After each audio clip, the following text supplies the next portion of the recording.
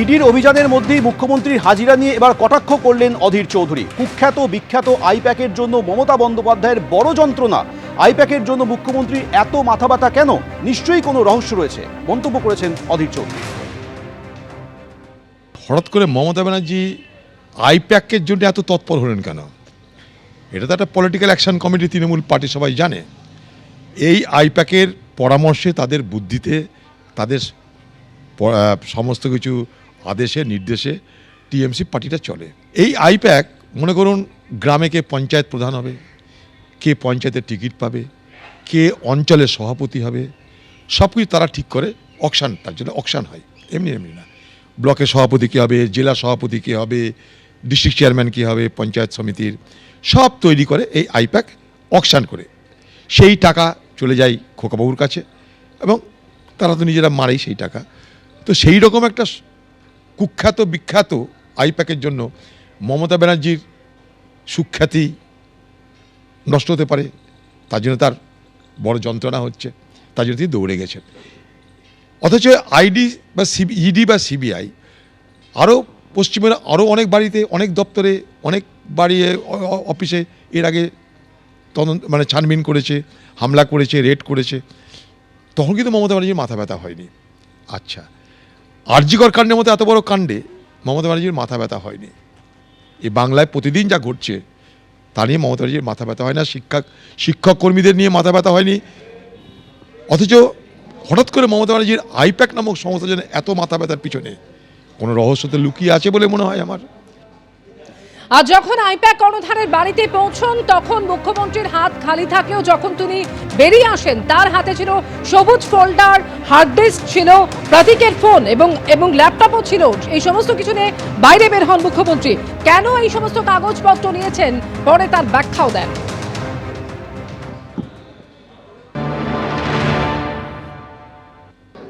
ওগুলো আমাদের, ওগুলো ছড়িয়ে ছিটিয়ে পড়েছিল সব, এগুলো আমাদের, আমরা রেখেছি। এটা আমাদের কাগজপত্র, আমার দলের। For party matter sometimes I give a ring to them because every day the development regarding our program we talk each other by phone.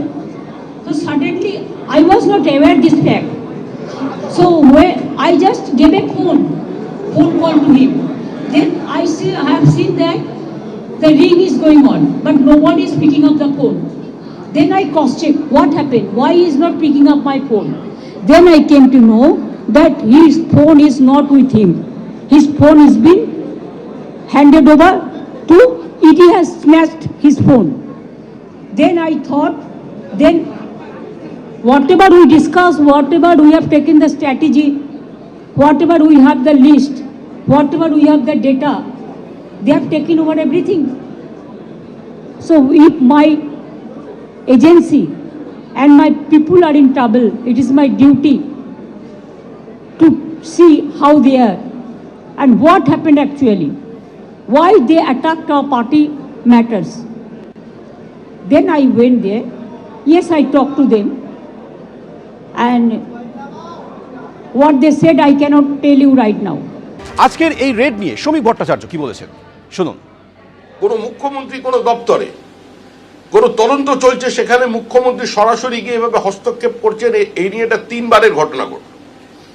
Rajib কুমারের ক্ষেত্রে একবার হয়েছে, তিনি ধর্ণা দিয়েছিলেন, এভাবে কাড়াকাড়ি করেন। তারপরে ফিরহাদ হাকিমের ক্ষেত্রে তিনি সেখানে অবস্থান করেছেন, সেটাতে হয়তো প্রতীকী প্রতিবাদ ছিল। কিন্তু আজকে রাজ্যের মুখ্যমন্ত্রী যেভাবে একটি অফিসের মধ্যে ঢুকে গিয়ে সেটাকে দলীয় কার্যালয় হিসেবে স্থির করে দিলেন, তাহলে তৃণমূল মানে কি? এটা কি রাজনৈতিক দল? ইডি কেন হানা দিয়েছে, সিবিআই কেন গেছে, ইডি কেন তদন্ত করছে, সেটা সম্পূর্ণ ইডির ব্যাপার। আমরা ইডির মুখপাত্র নই। আমরা তো দলের পক্ষ থেকে বারবার বলেছি যে ইডি সিবিআই এর অফিসে তালা লাগিয়ে দিলেও, জিএসটি ইনকাম ট্যাক্স বন্ধ করে দিলেও পশ্চিমবঙ্গের আগামী নির্বাচনে তৃণমূল কংগ্রেস হেরে যাবে। ইডির এই তল্লাশি অভিযান পুরোপুরি রাজনৈতিক উদ্দেশ্য প্রণোদিত বলে অভিযোগ করেছেন মমতা বন্দ্যোপাধ্যায়। তার আরও অভিযোগ যে ওদের ফরেনসিক টিম তথ্য ট্রান্সফার করে নিয়েছে, এটা অপরাধ। ফরেনসিক টিমের বিরুদ্ধে এফআইআর হবে, হুঙ্কার মমতা বন্দ্যোপাধ্যায়।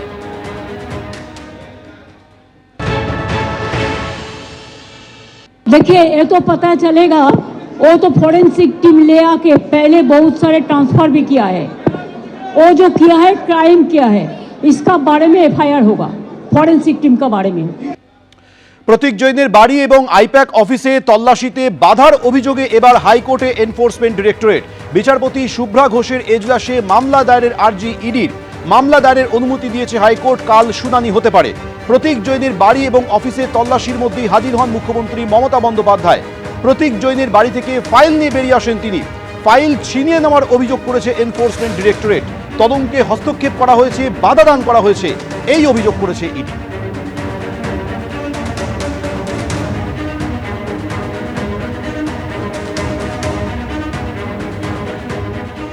এবার শোনাবো সাসপেন্ডেড তৃণমূল বিধায়ক হুমায়ুন কবির, তিনি কি বলছেন। অবাক লাগছে যখন কেন্দ্রীয় এজেন্সি, ওনাদের কাছে নিশ্চয়ই কোনো অভিযোগ আছে বা কোনো এভিডেন্স তেনারা পেয়েছেন যে এই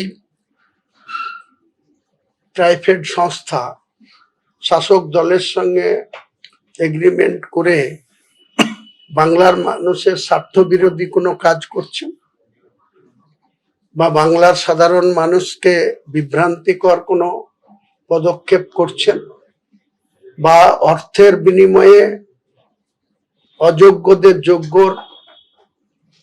বলে তুলে ধরার চেষ্টা করছেন বা ইন্টেনশনালি একটা পার্টিকে শক্তিশালী করার জন্য অন্যায় পদক্ষেপ করছেন, তাহলে তার বিরুদ্ধে তো নিশ্চয়ই রাজ্য সরকারের যে সমস্ত ইন্টেলিজেন্সি ডিপার্টমেন্ট আছে, আইবি আছে, সিআইডি আছে, তারা তো কোনো মতেই রাজ্য সরকারের বেআইনি কাজ বা রাজ্য সরকারের অধীনে যারা প্রাইভেট সংস্থা তাদের বিরুদ্ধে কোনো পদক্ষেপ করবেন, এটা স্বাভাবিক বিষয়, স্বাভাবিক ব্যাপার।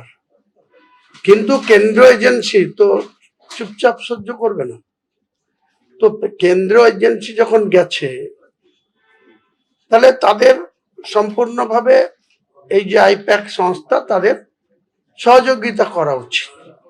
তারা কি বলতে গেছেন, কি করতে গেছেন, কি জিজ্ঞাসাবাদ করছেন বা কি ওনাদের কাছে তলব করছেন, সেটা সহযোগিতা করা উচিত। এবিপি আনন্দ, এগিয়ে থাকে, এগিয়ে রাখে।